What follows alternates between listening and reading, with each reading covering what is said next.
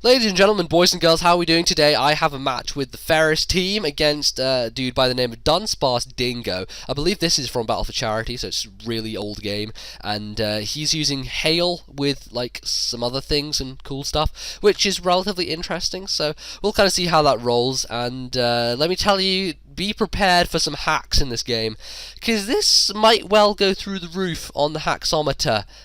You'll see what I'm talking about, but we're going to start off here with a relatively easy lead for me. I have Victini and he has Abomasnow. I have the clear advantage from the off here, though he actually reveals to be Scarfed here, which I didn't really expect. I thought, he'd just be a bulky Abomasnow lead, but he turns out to be a Scarf one, and it doesn't really matter because Earthquake lacks stab, and also, Victini's very bulky. I can take that hit relatively well. Take it with around half health remaining, which is really good actually. I kind of expected to take a little bit more from that, but I guess lack of stab and Abomasnow doesn't have spectacular attack, so I'm able to tank the hit relatively well, kill him with an overheat, and be ready for this Repulsion as it comes in. Now he's going to go for the Mach Punch.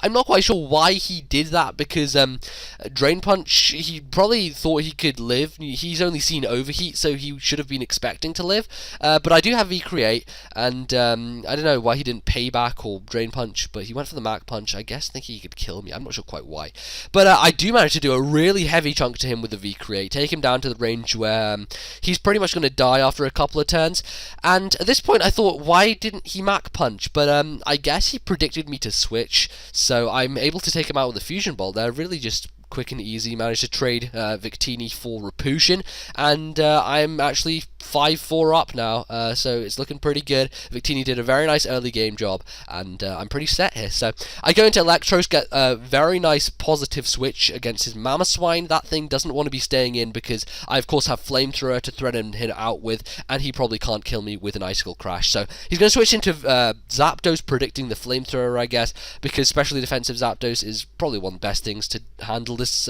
kind of Electros type thing. Unfortunately for him though, I am, I'm packing some toxic action on Electros. I am the defensive double status weird Electros that you all know I've been using for a while now, and yeah, I managed to land a Toxic on him. One of the best things that you can do to a Zapdos is land a Toxic on it, but he's going to throw a Toxic my way. I'm not too worried about it, but, it's going to get annoying in the long run. The major thing here, though, is that I actually crit him with that Thunderbolt, which kind of ensues in this situation of speeding up stuff, because he's just going to be roosting off damage, trying to get his health back to a respectable amount, whilst trying to combat poison at the same time.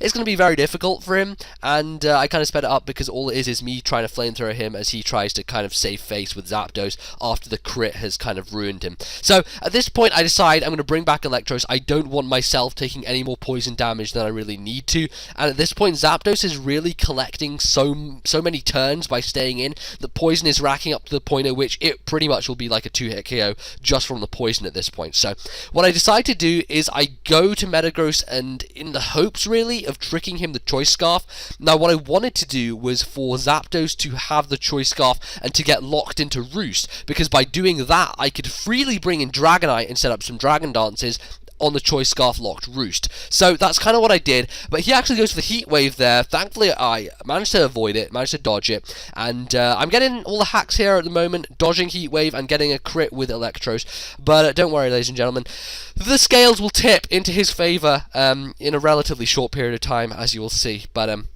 in comes Mamoswine. I guess my switch to Electros is pretty obvious, but I don't really want to be over-predicting at this point. I'm pretty much in control, and there's no reason for me to not over-predict, so I'm not going to, and he does just go for the obvious Earthquake, so I make the safe play, he makes the safe play, and it kind of works out into my favour in that way. So I rhymed, and yay. And I go for the Flamethrower here, but he flinches me with Icicle Crash. Didn't know that Icicle Crash could flinch, but apparently it can flinch. Brings me down to 5 HP, and I don't get to get off the Flamethrower, so that is pretty terrible and not very good whatsoever. So I decide here to bring in Vaporeon, knowing that Earthquake isn't going to do too much. I am very defensive, and I know I can kill him with a Surf. So he goes for the Earthquake and crits me, and now we're kind of even, I guess. You know, I've critted him, he's critted me, he missed a heat wave, and I got flinched. So it's kind of balanced so far on a Hax end of the scale, but there's more. Oh god, there's more, and you will see why this is so bad. So in comes Curem, and I'm thinking he's just going to go for a Draco or something to finish me off, but he goes with a Focus Blast, like, and misses, and I'm like, okay, well, I should have wished there, because that probably would have helped me, but I expected to die, you know, so I just kind of just threw away, went for Ice Beam, did whatever, and Focus Blast misses. So, I'm going to go for Wish now, maybe Focus Blast will miss again, and it does miss again, so I'm like, okay, great, that's really good. I actually managed to get a Wish off. The good thing for him is that I don't have Protect, so if I did have Protect, I would stay in here, Protect, and be able to get my health up to full, but seeing as I don't, I'm going to switch out to Dragonite, predicting like the Focus Blast again, and hopefully, you know, it won't do much. But he misses again, so if I had stayed in with Vaporeon, I would have, in fact, been able to get my health back to full, which is ridiculous, and I'm really annoyed. So, it doesn't matter, because I know I have Yachi, I know I have Multiscale, so everything should be good. So I have Dragonite here, and I'm going to go for the Dragon Dance, and he freezes me! He freezes me with Blizzard. What the actual fuck? He misses 3 Focus Blasts, then freezes me with Blizzard. As if that isn't to tip the scales of Hax in one direction from one to another.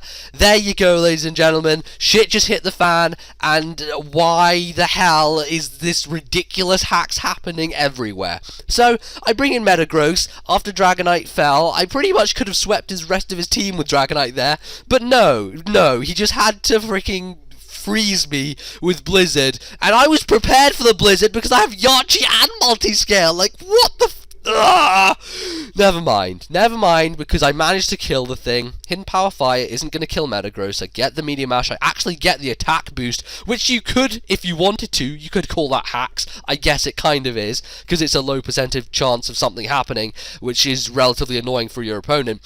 In comes Cloyster, and look at that, ladies and gentlemen, there's another critical hit there on Metagross, and, you know, expecting to live the Razor Shell, I don't live it, and I die. So, I go to Vaporeon with the kind of hopes that I might be able to live a Rock Blast. I don't, because it's Cloyster, and it kills me with 3 hits. So, I go into Fortress, I'm thinking, okay, I'm pretty much screwed at this point, because Razor Shell gets the defense drop, I Gyro Ball here, and I'm like, okay, this isn't going to do anything. It does a really good amount, but, you know, that's a crit. And we're keeping in fashion here with as much Hax throwing around the screen as we possibly can. Really, just, I don't know what went on in this match, but somehow, somewhere, someone wanted the most Hax ever to just partake in this game, and it did happen. We've had like 7 crits, like the freeze, flinches, defense drops, I don't know, it's all over the place, and at this point really it's a losing battle. Unless I mega super crit him with Gyro Ball, which doesn't exist, then I'm not going to be able to win out against his freaking Razor Shells. If he would only miss a Razor Shell, I don't even know if that's possible. It probably is. It doesn't have like 100% accuracy, so whatever, he doesn't, he kills me, and takes the game with Cloyster there. If only Dragonite hadn't been frozen, that was pretty much my perfect opportunity there to sweep, but alas, Hax was a bitch, and it was like, well, fuck you, Zed, I don't like you anymore, and that's how it happened. So anyway, previous video today is actually the Toga Cast. It's a podcast hosted by Sophie, Complexity990, and Noah, N-O-A, I can't even say his name, no JNP, and I was a guest on the most recent episode, so if you want to go listen to that, then I would advise you do so. I love podcasts. I definitely advise you to listen to podcasts, so go listen to it. And they use listener questions, essentially, for their show, so go leave them lots of questions for the next one, because questions are very good, and it's necessary for the podcast, so please do that. That would be very helpful to them, and it would be appreciated. So otherwise, if you did enjoy the video, Haxy as it was, leave me a like, that would be appreciated. Otherwise, you can check out all the social links in the description at the Twitter fucking book at Tumblr.com, and that is going to be it from me today. I'll see you guys next time. Goodbye.